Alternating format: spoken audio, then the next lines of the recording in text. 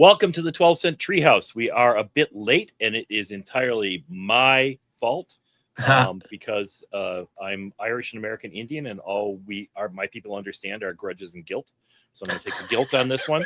I'm Sean McLaughlin, writer producer, and with me, as always, is the lovely and talented Jeff Johnson, comic book penciler and storyboard artist, and character writer. design, all that stuff. Yeah, did a lot of those jobs in animation.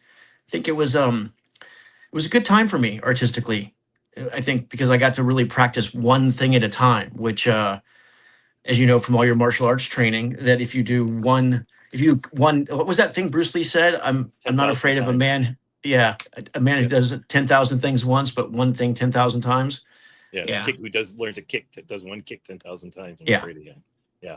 Right. So I really got to practice, like, my character design for comics is totally different now since I spent all that time doing it in animation. I really learned how to effectively use shape and tags and really get into the heart and the meat of a character so you recognize them right away, I think, in a way that I wasn't able to do before I spent all that time doing animation. And as someone who was paying you to do animation, it was a good time for us as well. Yeah, it was really great. I loved working on Justice League Unlimited. It was just such a great learning experience, and the crew was great, and the time was great. It was just a great time to be in animation. Yeah. It's too bad that era had to shift, and now that animation is struggling so much. But I do hope it bounces back soon. I personally think it has to, but the last couple times I've been in LA, everybody is still very afraid and not working, which is my understanding. And this, I don't know if this number is apocryphal or what, but 70% of everyone who's in the guild is out of work, if not 80. That's a lot of people who are out of work. So yeah, can you hear the hounds in the background? No. Okay, good. My dogs are going ape. Dogs are going ape. You know how I am with dogs, so feel free to release them at any time. Oh no, they're having a good time in there. So and the thing is with animation was for a long time that was the steadiest occupation in the entertainment industry. Oh, absolutely, yeah. So long to make stuff, so people were employed by Hanna-Barbera or Warner's for 50 years. I mean, when I started at Warner's, Norm McCabe was still there, and he had directed World War II shorts and had been a part of Chuck Jones's team when Chuck Jones first started directing, and he was still there, and he was still great. Yeah. Well, I think one of the things I loved about animation when I first got in was just how each job had, everyone in it was a veteran. You had new people coming in, whom I was one of, but you had guys in there who had done timing for cartoons for 20 years. And so they knew the ins and outs. They were veterans and they were highly skilled. And the neat thing about doing, there's a lot of jobs in animation that don't actually require much drawing, just understanding of animation, and a TV show and making something that's, people want to watch.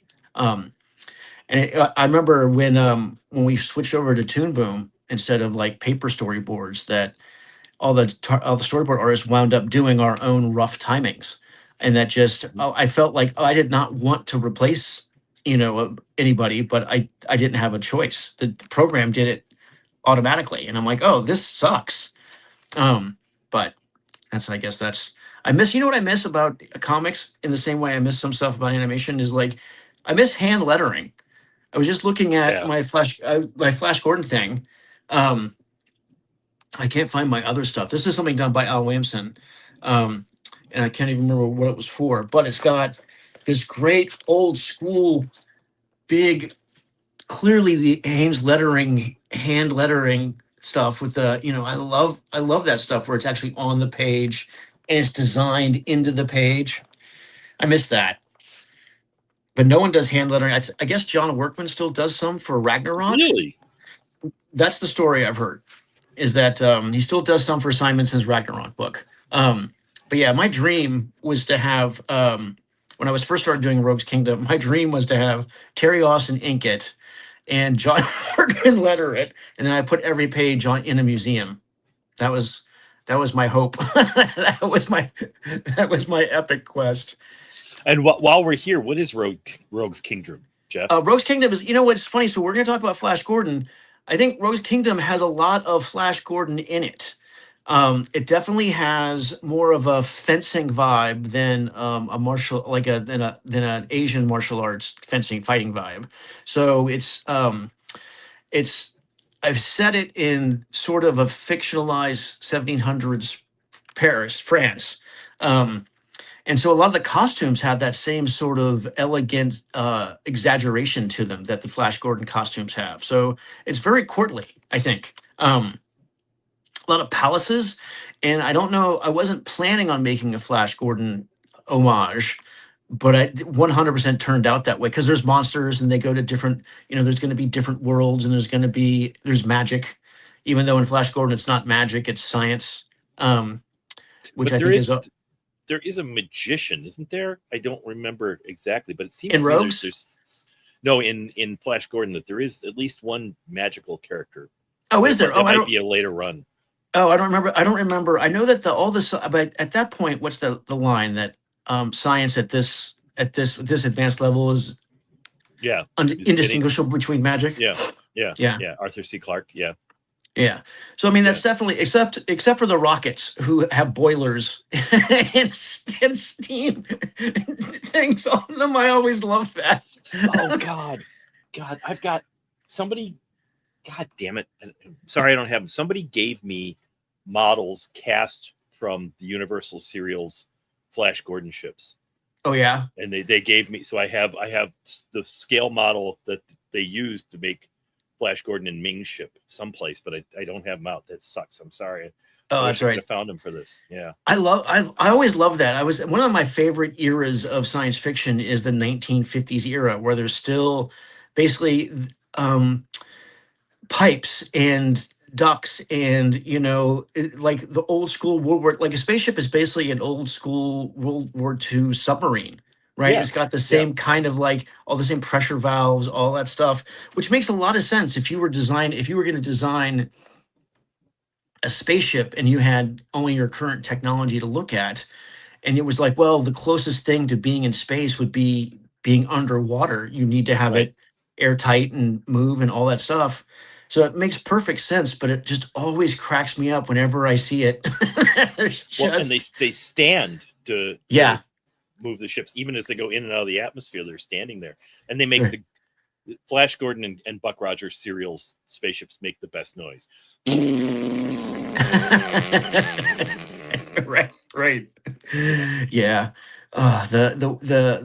The creative exploration of science fiction is one of my favorite things to look at. Like, because it's always so, you think it's advanced until you look at it 20 years ago or 20 years after the fact. Like, I love the early, like, one of the things I love about Star Wars is like he didn't try. Like, it's swords and guns, right? And it's spaceships, and it's the hyperspeed and all this stuff. But it still looks like just machinery, right? It's still Lucas kind of went with, I know his inspiration was like the hot rods of the 60s. So it's still mechanical in a way, which always seems very clunky to me when you think about going faster than the speed of light. Like, how do you pour gas into that engine? It just always cracks me up. Shoveling coal. Exactly. But in the end, when I came up as a writer, the big thing that people talked about all the time is you read about writing where writers like Ian Fleming, who had researched the weaponry down to the molecule and like knew exactly what kind of gun Bond would carry and why he would carry it and how that gun worked.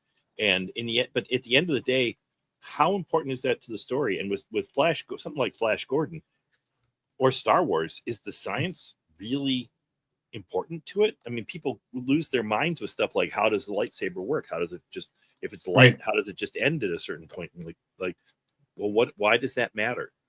Exactly. Yeah. You hate the movie because of that?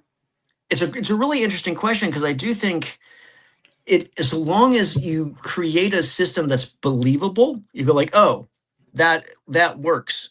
In context, that clearly makes sense. Like, oh, they have this thing. I only think it only takes you out of the story when suddenly it doesn't make any sense. You're like, well, Hmm. like I didn't watch the last season of Game of Thrones. Um, because I had a lot of people because I didn't want to because I'd heard a lot of things about it, and I just decided to like, well, I'm just going to write my own last season. I have an idea of who I want all these people to be and how I want it to turn out. So, as not to be disappointed, I'm just going to go ahead and write it myself and watch it in my own head. But one of the things that I thought was really annoying is how they set up how far everything was apart, and then in and the traveling was part of the story, and it certainly is in the Right. books. And then in that second of that penultimate season, they like, oh, we're going to go here, and they're there the next day. You're like, how did that? like, that's not what you set up. So if it's consistent, I don't think it really matters. Right. But yeah, Right. I mean, didn't I mean what killed the last episodes was not that. right, Was not they got there in a day. Right. And but there's so many people who are obsessed with the reality of stuff that it's hard right. to get something like Flash Gordon. Well, like the stuff that's been on the internet this week about Millie Alcock, who's playing Supergirl. She's got Oh, patchy with ears. the earrings. Yeah, Yeah, yeah, I saw yeah. your post. That is Like dumb, who right? cares? Like, well, I think that's interesting because that's really just looking for a nit to pick Yeah, because right? Like she's from another planet. They're on another planet. There are aliens in the room. She's drinking who knows what.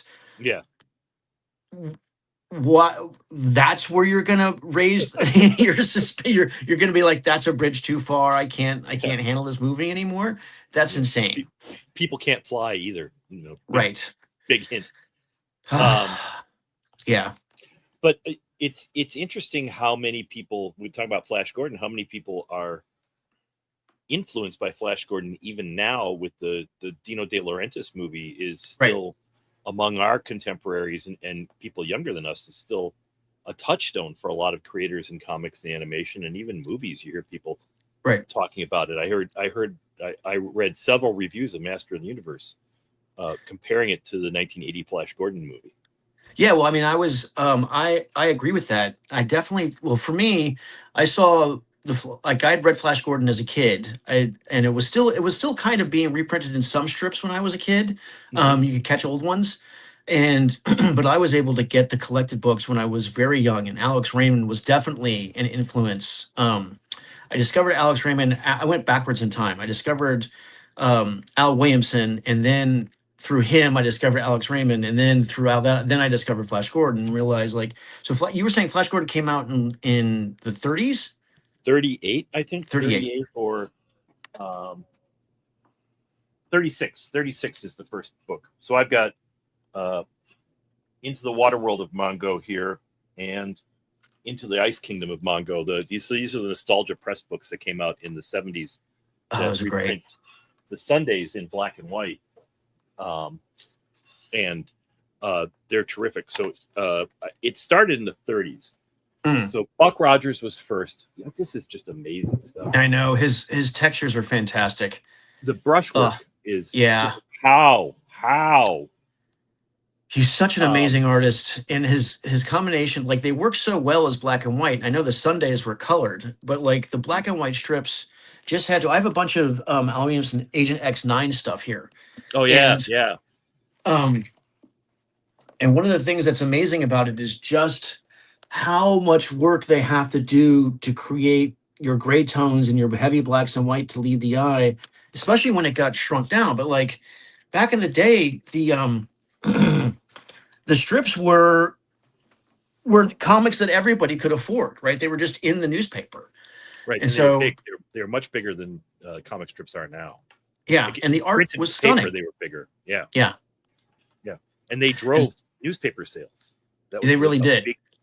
Dude, that was a big deal for that. So Buck Rogers was first. It was a novel. It was published, I think, in 1919, and then the strip in 29. And then Flash Gordon comes over and takes it to another level, kind of as a metaphor of what's going on in Europe at that time, with me having conquered all these other worlds and now looking for other places to conquer and coming to Earth. But the storyline of the original Flash Gordon by Alex Raymond, it ends with him conquering Ming and heading back to Earth with a spaceship full of weapons for the Allies.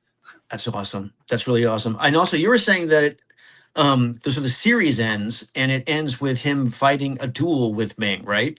Yeah. Oh Yeah, man, it ends with him and Ming. You know, he shows up in Ming's throne room, and Ming's like, "No, you're not taking my world away from me." And Ming just pulls a sword and jumps down, and the two of them do right. and Robin Hood, Guy of Gisborne duel. When did Robin Hood come out? 39. 39. But there'd been a silent Robin Hood with Douglas Fairbanks Sr. that was a huge hit. Oh yeah. As well, and then the Errol Flynn one that I'm assuming we both grew up with. Yeah. Yeah. So that's on that's in the Frozen world. So that's in Phrygia. That's Williamson though. Yeah, this is Williamson, who was clearly doing his best Alex Raymond when he did this project. But I mean, he was always kind of doing his best Alex Raymond. Yeah. Even the Secret Agent X9 stuff like riffs on Raymond's Rip Kirby stuff. Totally. I discovered Flash Gordon through the serials on local TV, and then I remember being in the variety store where I got comic books, and there was a Charlton Al Williamson one. Oh yeah. On it that was on Mongo. It was Flash and Dale and Zarkov, and they were fighting Ming's son Sheng the Savage. Oh, cool. So that was cool. all I knew of Flash Gordon, and then we went out of town, and there was a newspaper that was carrying the current strip, which I think was by Dan Barry at that time, and it has nothing to do with any of this stuff. They were just a regular space strip, you know, like Outer Space Policeman, not this sort of like conquer the world of Mongo thing. That's weird. Do you think that's because they wanted it to be more serialized and didn't want it to have it was since the big story was done? I think that they were at that time, you know, space travel was real, and they were trying to ground it more than what we were talking about before. Is that Flash Gordon is really fantasy? It's not science fiction. It's right. You know, it has more in common with Edgar Rice Burroughs than with Robert Heinlein. Right. One of the things that's great about the Burroughs stuff is that he never even gets into the science fiction of it at all. It's all magic. It's all teleportation. And then, and I think that just holds up. Like, oh, this is how it happened. You know, we don't have to explain quantum entanglement or any of that stuff. I do think that comics were simpler when we knew less science, right? Like when I think the idea of radioactive stuff giving people powers kind of lost its mystique when people were getting cancer, and you couldn't pretend anymore that radioactive stuff was good for you. Yes. This is going to be a brave new world with lots of cancer in it. Exactly. But then also just aliens coming from it, like Superman being an alien, I think is a really great. It's a great way to explain superpowers. And it's a different color sun, it's a different radiation. You're like, okay, well, I buy. Like, if you say the thing with enough authority and stick to it, well, then people buy it. Then you just be like, oh, okay, that's just all there is to it. I mean, I spend a lot of time. Too much time trying to figure out the logistics of the magic system my character uses.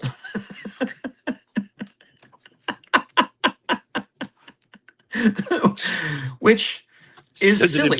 Does it involve oxygen and dragonflies? No, it doesn't. And what's funny about that is that's a theory that I had read a long time ago as the prevailing thought on why there was gigantism in dinosaur era insects, but they've tested it and they found that actually is only a small part of maybe why they were big, which I think is really fascinating. But you do think things. I'm not going to say you think things through too much, but you think things through completely, and it's important to you. And I think that's. I know it drives you crazy sometimes, and it's certainly editor's nuts. It does, for sure. I mean, I think that's part of what makes you. I do think that don't do faceless nids in the background. These are people in a world. Yeah, I remember once I did a cover for Way of the Rat, and it involves they release all the ghosts, you know, in the city all get released kind of at once, and they're roaming around and they're trying to figure out what to do with it. And the cover is the main character Boone holding I think it's called the Phoenix Flame. It was this artifact, and behind him are all these ghosts, all these Chinese ghosts, and all these kind of just funky ghosts I made up. And there's a cat wearing a very fancy Chinese ornamental dress, and Chuck Dixon goes, "And this guy, who's this guy?" And I went, "Oh, well, that's," and he goes, I don't need to actually know. I just wanted to know I know you had a story." I'm like, "Oh yeah, that guy's cool. I have a whole thing about that guy." I can't help it. I can't honestly help it. The brain just goes. So right now I'm working on Rogue's Kingdom issue 3. And I'm there's a scene in the Magic Library where we have there's so the library is just your standard magical library. It goes on and on forever. It has secret rooms and part of it, and I came up with this idea of that there would be magical like silverfish bugs that would eat the books, because every library, every bookstore has a problem with like fire brats, silverfish, beetles, all that, wood beetles, all that stuff. And so I thought that it would be interesting if the magical library had the same problem, but it was these insects were eating like eating the magic out of stuff, apart from not just eating the paper, but also kind of consuming the magic. And so then I came up with a fairy. Like there's fairies that live in the library, and their job is to protect the books and all the items from the silverfish and other invaders into the library. So they live in the library and they protect the library. And some of them have wings and some of them don't have wings, and they fly around on hummingbirds and finches and larks and whatnot. And the ones who fly around on the birds can't fly themselves, but as part of a ceremony is they have their wings ripped off as baby. When they decide to join the warrior class, they have their wings ripped off, and they get all that magic that they would use for flying. They now makes them stronger fighters and everything. So it's kind of like when the Amazons would cut off one of their breasts, right? So they could. It's that same kind of sacrifice thing. Yeah, right. So yeah, all of that came from one drawing I did one day. I'm like, oh, this would be cool. Oh, and this would lead to this. Like every once in a while, the drawing becomes the thing, and you never know when it's going to happen. So like, I do like to chase the muse whenever I get a chance to. Well, isn't that better than just mechanically drawing whatever somebody else tells you to, or whatever seems like a cool thing to draw at that time? Yeah. My thought is that I could die. Aside for the monthly part. Yeah, but yeah, aside from making money, which is something you have to rein that shit in. This is what I always wanted to be. I wanted to be an artist. Like, and part of it is the Al Williamson, Alex Raymond stuff. Like, it's so full of imagination. It's just so full of possibility and worlds that's the stuff that I was always drawn to. Like, I'm like, oh, I want to do this. Like Roy Krinkle would just sit down with like a cheap pen on paper and create these incredible vistas. I'm like, I want to be that guy. I want to be able to sit down and transport myself to anywhere I can imagine. And that's that for me, knowing that's the footsteps of these guys. Like, these guys definitely started that path for me. I'm like, oh, because like even just on the cover here, that badass castle, right? And that just cool spaceship. Well, and the picture with the castle, the composition of it with Ming looming not over it, but next to it. Like, most people would put him over it or coming out of it. Instead, his presence is next to the castle, which is sort of telling you that maybe some good stuff will happen once we get this guy out of the way. Exactly, right? Like, he's there. Yeah. And also just the beautiful composition of the flow of the drawing. Yeah. So what is it that you liked most about the Flash Gordon stuff when you started reading it? I liked, I wanted to draw at that point too. So I was really drawn to, and I was always drawn to the more illustratory guys like Williamson and Raymond and J. Allen St. John and Roy Oh Crinkle, yeah, and that because that was the stuff I really liked reading. Yeah, look at that. look at that. But there's something about Williamson where there's bodies in motion, but it still feels like that's just been a moment just captured. There's a Yes, stillness to it as well that is really sort of fascinating. yeah. His stuff always has this incredible dynamism, but also just weight to it. Yeah, yeah, Yeah, yeah. yeah. So I really like. I was really drawn to. Oh, that's amazing! It's such a dull-looking designed monster, but used in such a great way. yeah. And the way it works with the panel of Flash just the hefting the gun, and then you see the gun being fired to the next thing. That's amazing. Yeah, he's good. Yeah, that's a good one. Yeah, we're going. So that drew me to Flash Gordon, and the I was really into Edgar Rice Burroughs stuff. So this like otherworldly adventure where they have ray guns, but they usually use swords more, and they're riding these fantastic beasts. And I liked the idea as a kid. I really liked Tarzan and John Carter and all that stuff. The idea of being separated from everybody. I think I didn't. I had a shitty family life and a shitty school, so the idea that you could just be taken away someplace else and this might be better. There'd certainly be adventure and there'd be pretty girls, and so that was important to me even as a kid.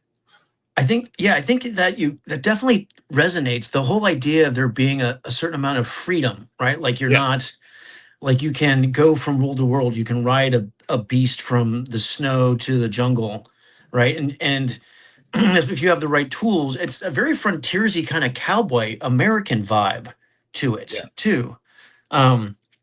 Yeah, I think there's definitely something there where you're like, oh, I'd rather be alone in the wilderness dealing with these monsters than at home dealing with whatever was at home.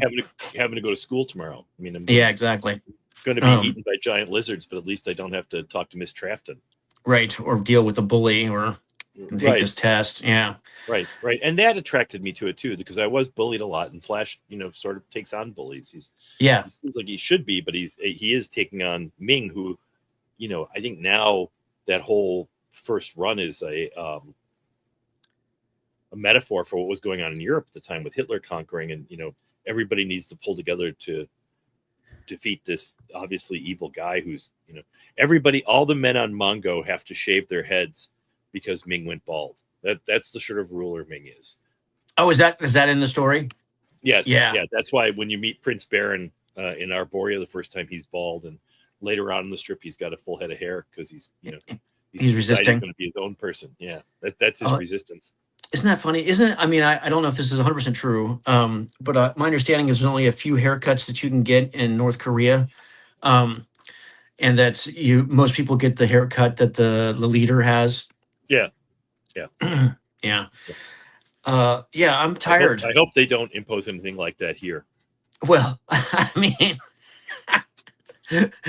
depends on how bald he wants to admit, how bald the leader wants to admit they are.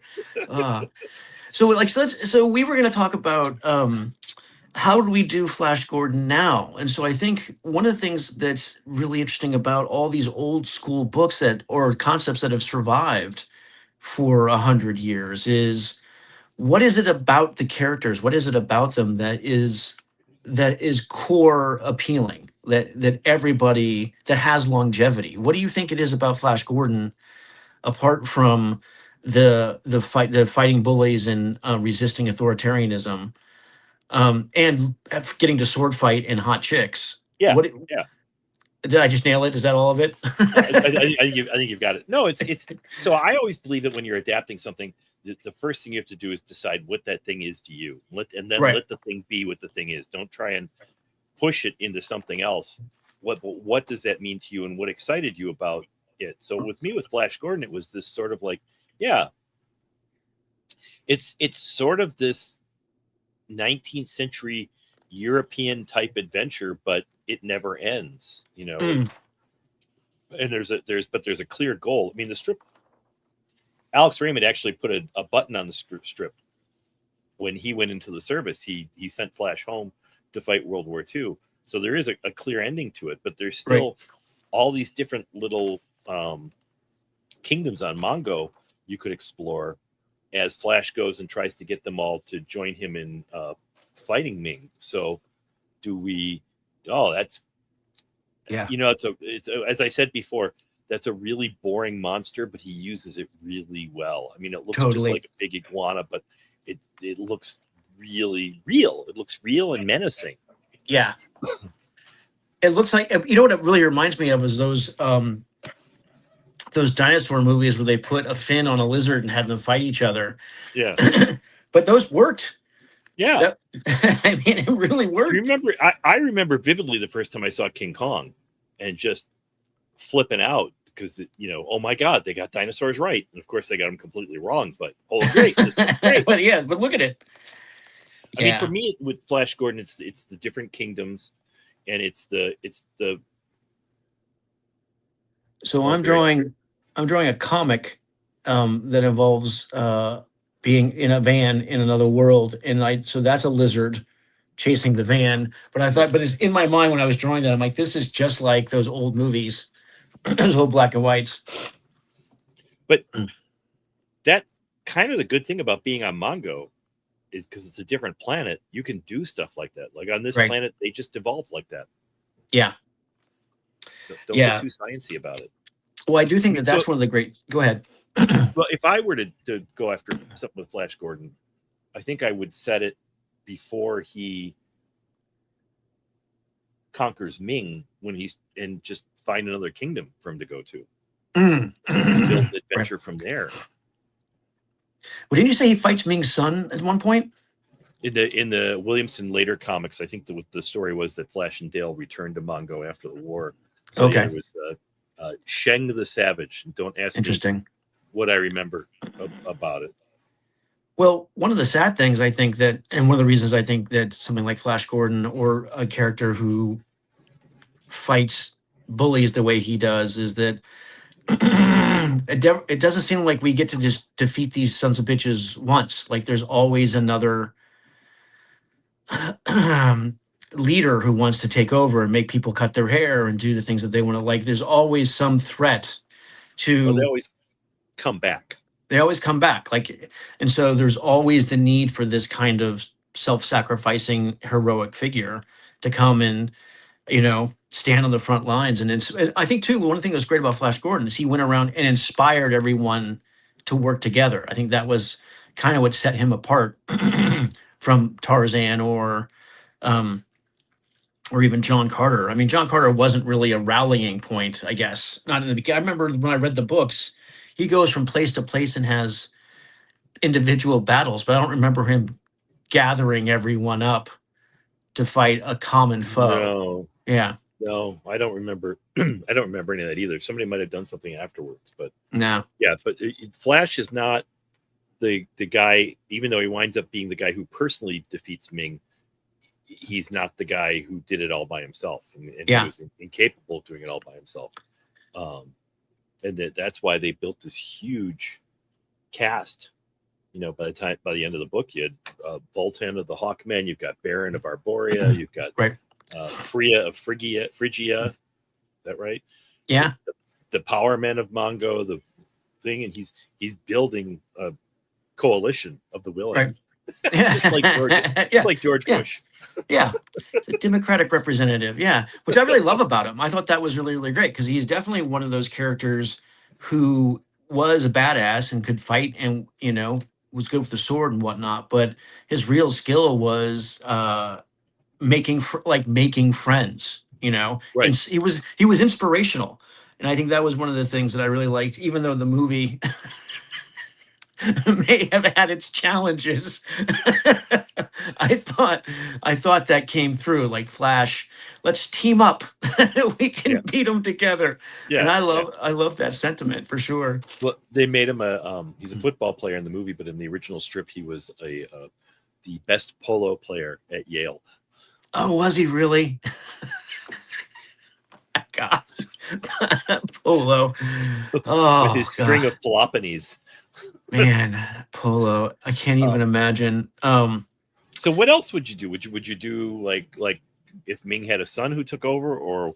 I definitely think I love your idea of there being another world and plopping him in before the end of the story and just continuing almost his recruiting adventure. Mhm. But I do like the idea of coming back and after a while, when you think things are fine and the new system is in place and it's working pretty well, um, finding out that there's a bug in the program, or that there's an underlying uh, mischief, or there's just something going on that the system, like, to really sort of address the fact that systems themselves are flawed, can be like a system in itself is flawed. And so trying to figure out like how to deal with that, and then constantly being on guard against another Ming or another person who wants to take advantage. Well, yeah. What if one of the kingdoms is become like the Soviet Union was after right, the like war, it's the or after.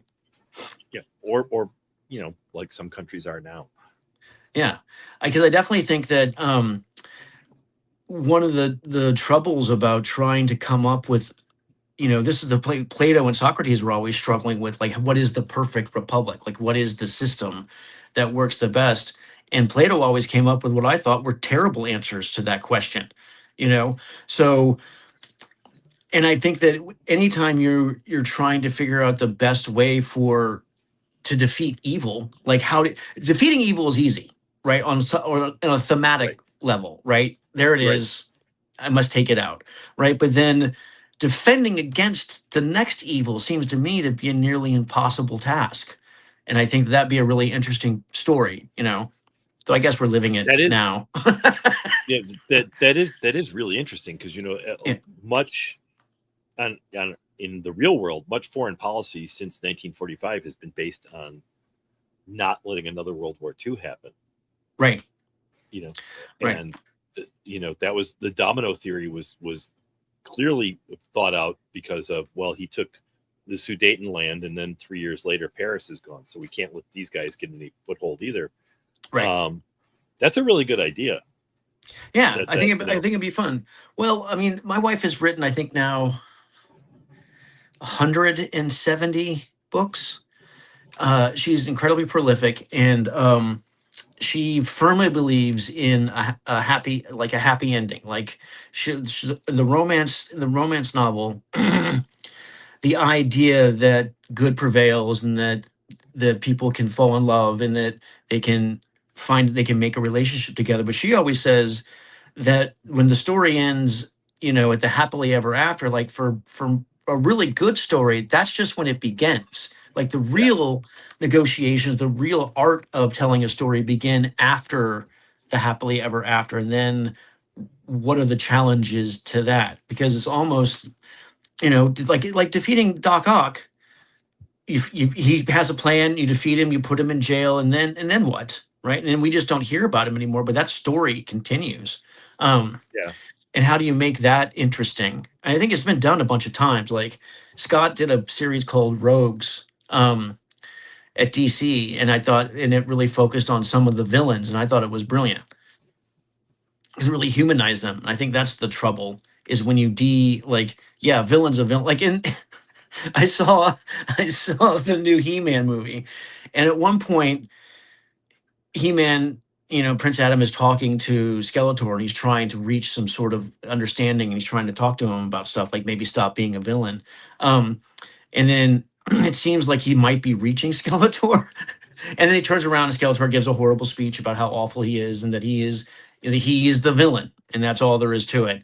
And then there's a big fist fight, and it's pretty great special effects, but and then he went, and Skeletor is finished, and then the kingdom goes on. But at the very ending, they do talk about there's still troubles, you know, left over from the Skeletor era, that Prince Adam has to go pretend to be He-Man, um, or like, they're still pretending that he's not both people, even though everyone saw him be both people, which I thought was funny. Like, everyone, I think, is kind of a wink at everyone knows Clark Kent's Superman, but just doesn't say anything about it. I like the idea that why doesn't anybody notice? Well, if you go into a McDonald's and there's someone, and Barack Obama is sitting there all by himself having a Big Mac, and there's no Secret Service or anything around, are you going to think that's Barack Obama, or are you going to think, oh my God, that guy looks a lot like Barack? That guy looks a lot like Barack. Yeah, it's true. Yeah, I mean that's really fair. But I do like the idea that everyone knows, and they're just like, he's a good guy, so just let him alone. Just let him do his thing. Let him be the prince. It makes him happy. It's easy. It makes him happy. Easy for the rest of us, and we'd be gone if not for him. Well, I mean, so going back to like the Flash Gordon thing, where are you when it comes down to continuing a story with a kid, with someone who takes over the mantle of Flash Gordon, or is like Flash Gordon's son? Like 20 years later, 30 years later, where do you feel about having that character be ageless or be replaced?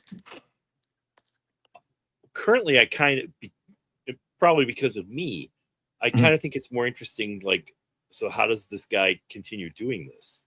Right. Or this woman, how do they continue doing this at this time? And, do they need to get assistance and stuff like that? Just replacing him with a younger one just seems like it's too easy. It's kind of what, right. What Hollywood keeps trying to do, or everyone now, all the superheroes now are copying the Phantom thing, and it's going to be a mantle passed down from generation to generation. Sure. I mean, what did Eisenhower do after the war? I don't know. He didn't leave. He became president of Columbia University. He was called back to service for the Korean War, which he was not happy about. And because he really liked being president of Columbia University, nobody shoots at me. I right. Go to New York. Right. And then they convinced him to run for president. So they have a life after that. I mean, Flash. I mean, what does he go to another planet that's like Mongo, or does someone recruit him, or does he go back? I like the idea that like the cooperation of Mongo doesn't last.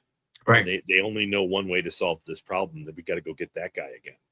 Oh yeah, I like that. Would be a really interesting story. Well, I do think now you bring it up, it is kind of ageist just to replace. I mean, I know you're always trying to get a younger audience, and you're always trying to engage the new group of people into the lore, right? But it does feel like kind of just, well, if this person still has more to offer, why don't we tell more stories with them? I think the trouble is the stuff becomes repetitive. Like, oh, well, he's not solving this problem, right? But does replacing the lead with another lead solve the repetitive problem, or is it just like a different face on it? It just puts I think it just puts a different face on it. Especially with like something like Spider-Man, for sure. You're like, he's still doing the same thing over and over again. Yep. The ageism thing, it just made me think about when Roger Moore was James Bond, and everybody, now talks about how old he was towards the end. Right. And the deal was that he kept wanting to retire as Bond, and they thought it was a negotiation gimmick. So they would just keep going and offer him more money till he just couldn't say no, and then repeat that with the next one. But I'll tell you, I was in high school and stuff when Roger Moore was making James Bond movies, and no girl ever said, "Oh my God, he's so old." Right. All they said was, "Oh my God, he's so gorgeous." Yeah. Well, nobody, at the time, nobody complained about how old Roger Moore was. Right. Yeah, it is. Bad as they are. It is. Yeah. Well, I mean, if you to kill, it's a classic. It's no Octopussy. It's true. It's true. That one can't be touched. Yeah, I do think like I loved all the Robert E. Howard stuff. I loved all the Conan stuff, but some of my favorites were King Conan after he was king and he didn't had to deal with like staying king. And then even some of the ones written after Robert E. Howard, where he's King Conan, the struggles of maintain, like, because he hates the political shit, but it keeps coming up, and he has to deal with it. And he's got his old nemesis and all that stuff. I do think that as a person who's getting older, I love that. I love that concept. It's like, yeah, he can still do some shit. He just has to stretch first. he's got to warm up before he fights anyone. That's I'm not climbing the Tower of the Elephant until after Tai Chi tomorrow. Yeah, exactly. He's like, whoa. This guy needs some ice. for this. Well, and isn't that too an interesting story? Like if Flash Gordon was, so let's say it's 10 years after he left Mongo. So he's in his 40s and it's in the 1950s. So they're not really taking particularly good care of themselves. And, he goes back to Mongo. Isn't that interesting story to figure out what he does and to follow that? I do love that. I do love that sort of like, I like my heroes to be heroic and have power and stuff, but I also like them to be relatable. And so him like having to like, or even just getting tired, right? You never, you never see him. Like I flipped through this book and there's not one scene where where he's going like, whoo, that was rough. That never ever happened. They always carry themselves with such aplomb, and they're like nothing ever phases them. And I can't imagine. I did boxing the other day, and after I was in a pile of sweat, just being like, I'm done. I need a nap. Well, what if he goes to Mongo and like, the sword's nice, give me another gun. Yeah. Yes, I want 2 of those now. This is heavy. I need someone to carry a shield for me. I need. Yes. But I do think one of the things that would be really interesting is like as you get older, how do you maintain that same level of effectiveness? You need to be a better manager of. I need a shield maiden, or I need a guy to help me with carry the lance or to do the stuff or like get my back. Like I'm good at this, but maybe you need like a protege, and that's one way you can pass on the mantle is like have there still be a relationship stuff going on, because even like one of the reasons I think I was a good comic book artist in the beginning is because I could sit down and just do the job no matter what the cost to my body, and I could put the time in. But now I make less comics for sure, but they're way better. I understand when I'm doing more. Like I think the functionality of the comic of the art is at a much higher level. And I do need more help. I need like more inkers and colors and stuff like to get the thing across. But I think the product is always better. What's that thing? The sum of the whole is, or the whole is greater than the sum of the parts. Sum of the parts, yes. Yeah. I think that's something that you really have to embrace. As you can't just grind through stuff anymore. So does that still become? I mean, to me, that's still a good story to tell. You tell a story about someone transitioning from foot soldier to general. Yeah.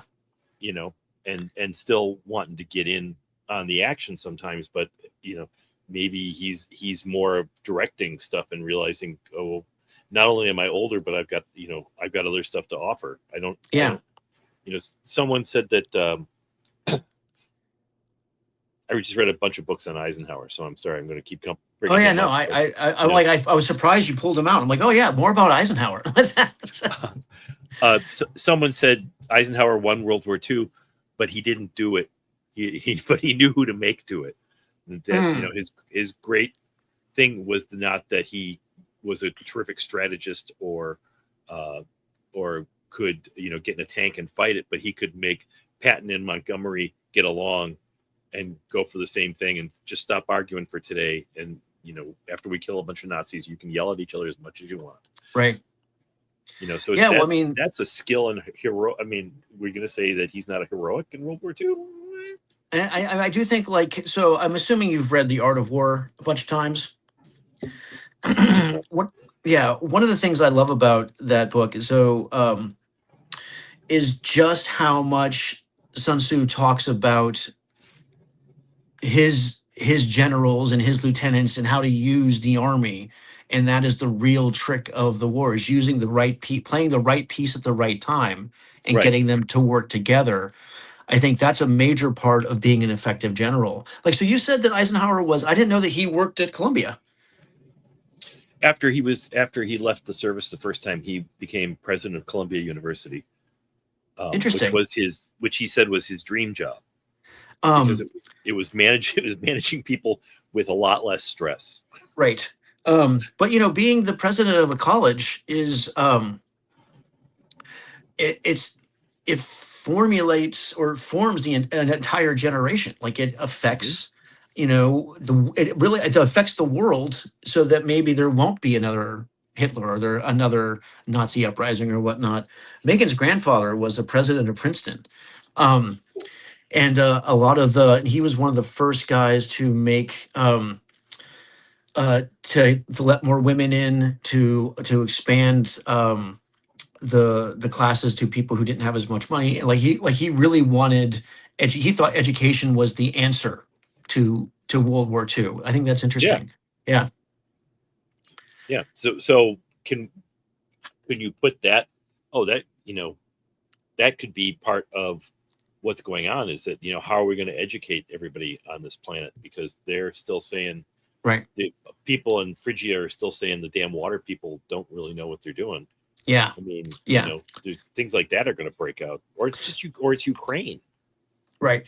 I think the trick thematically, story wise, would be how do you make what are the visual metaphors for those kinds of lessons? Because I think that's one of the things that's really great about one of the things I love about the book I'm working on, Rogue's Kingdom now, is it's it's about it's about power, it's about family, it's about finding your tribe, and all that stuff and finding out who you are. But I also have the metaphor of dragons and centaurs and giant magical beast, which are the visual things, the monsters that have to be overcome, but they represent things like isolationism, classism. I mean, they all those Yeah, metaphors are there. So what metaphors would you use for education, for systemic um, bigotry? Like those. That seems to me like a real. If you could crack that nut, I think you'd have some really interesting stories.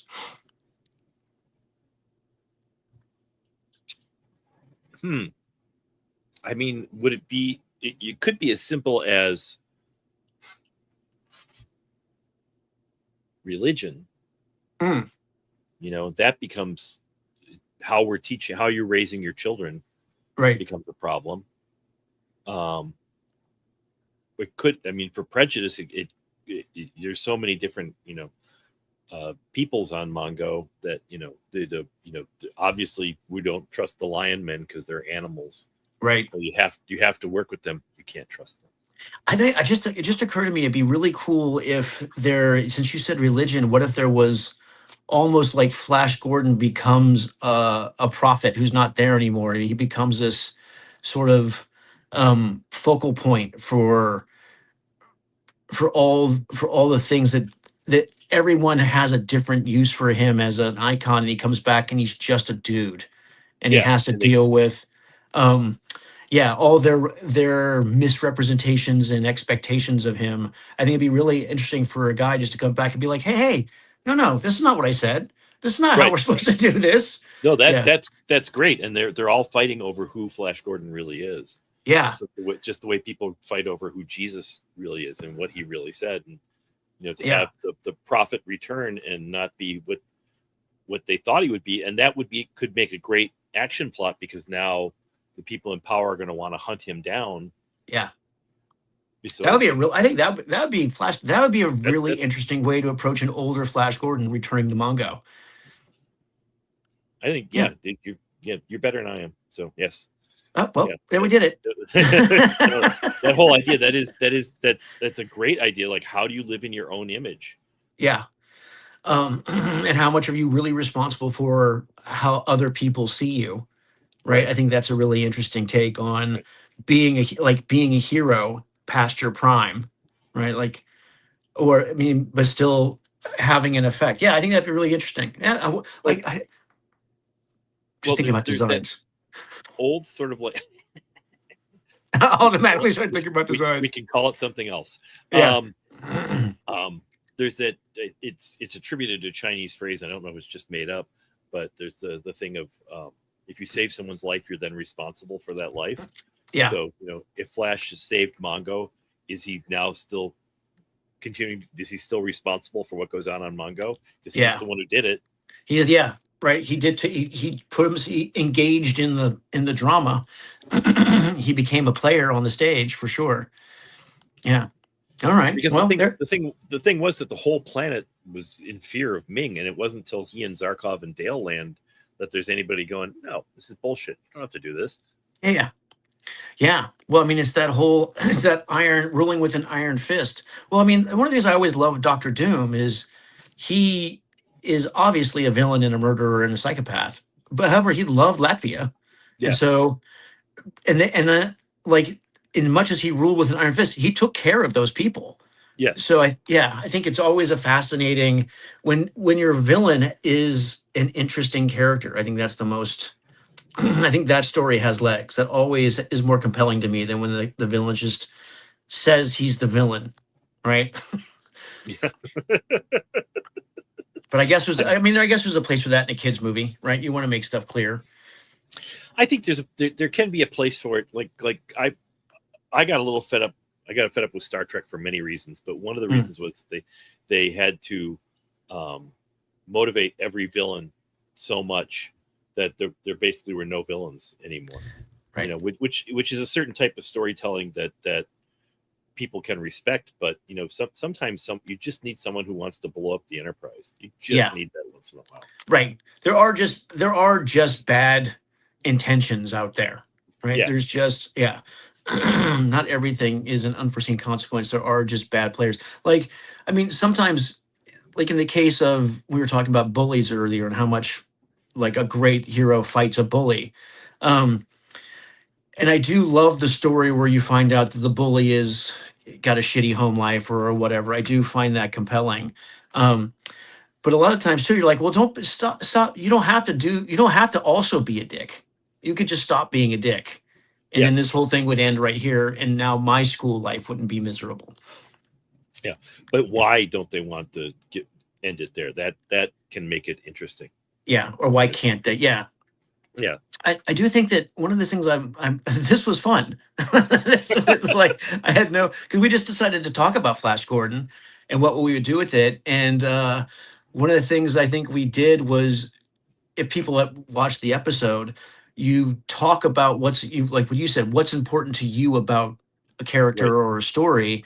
And while exploring why you were going to tell a story in the first place through whatever character you're choosing to use, like if it's Spider-Man or Flash Gordon or Star Trek, if you explore the personal aspects of the story will, like, something will kind of present itself, like something will kind of come up. You're like, oh, this is an interesting thought to play with.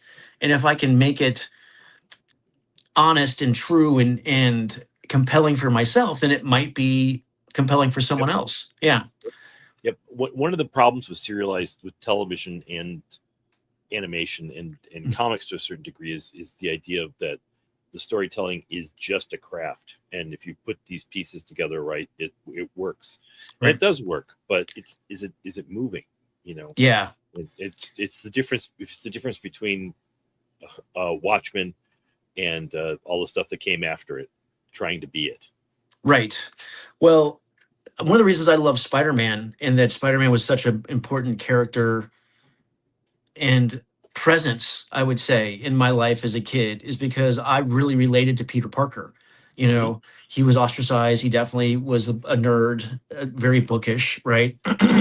They had family responsibilities and his struggles every month, especially those early Steve Ditko issues, really spoke to me personally. But there's no way he didn't write it for Jeff. He wrote it for himself. They did it for themselves. And I think by allowing, your struggles or your thoughts to be on the page, I think that's how you make connections to other humans. And I'm just going to side note, which is one of the reasons I think AI sucks, is because it doesn't have any of that. It steals it, and it steals it pretty good, but it doesn't actually have that honest connection. So that whenever I love a character, it's always because I felt something that character was feeling. Right. Yeah. Right. Spider-Man meant a lot to me for the exact same reasons. And I keep talking about my favorites were, the book was 50% Peter Parker pals and gals and 50% fighting the Vulture. And I loved that. And that was what I liked about Spider-Man Homecoming too. It was the perfect representation. That was, they really nailed that ratio for sure. Yeah. Yeah. Yeah. Absolutely. Yeah. Yeah, I'm looking forward to the next one too. It looks like it's got a lot of Peter Parker in it. I hope so. I hope so Yeah. because the one had 3 Peter Parkers in it, and I was really underwhelmed. Yeah. Yeah. Though it is gonna like it looks like it's got is it the who's the villain in that one? Is it the Scorpion Yes. in the new one? Yeah. Yeah. Yeah. So They we'll teased him see. in at the end of Homecoming. Oh, okay. Yeah. Yeah. I always forget what's in what nowadays, who's in what universe. It's very hard to keep track. Don't you have a chart? All the rest of us have charts. You know what Jones does? Jones Does has he really? Yeah, I'm sure Jones has a flow chart about what's where and how it got there and what's going to happen next. He's got a flow chart for everything. That guy's a mad genius. You should ask him someday to explain to you how his memory works. He has an incredible visual for it. It's brilliant. How he remembers stuff. Yeah. How have I gotten to this stage and not heard this before? Yeah, well, buckle up, Buttercup, because it's intense. It's amazing because he has this uncanny ability to do. If I ask him what, so we'll have like, oh, when we saw, like, he and I saw the premiere of Dune when it came out in the theaters way back in the 86. Oh, David Lynch. David Lynch. Yeah, that Dune. He has the uncanny ability to not only remember what we were doing, but then he'll also tell you what else was happening that day, like just around. Like, oh yeah, that's this. Like he just has this incredible overview of time that I do not share. If we spill a box of toothpicks, can he tell us how many are on the floor? No, he won't be able to do that, but he'll be able to tell you what was happening. The last time a box of toothpicks spilled, or what was happening, what was playing that weekend. Yeah, it's pretty good. I used to be able to remember stuff like that, and then it all went. And all I'll say about that is, don't drink too much, kids. Oh yeah, yeah, that's for sure. It does sneak up on you, and you'll lose important stuff. Yeah, I've always tried to forget everything. Just just don't want to think about it.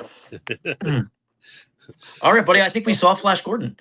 Here we go. I'm glad we got that one correct. Yeah. So next week. Yeah, next week everyone should be here. I don't know what the topic's going to be yet, but it'll be something fun. We'll figure it out. So yeah. Thanks for coming to the 12 Cent Treehouse, everybody. See you later. Take care.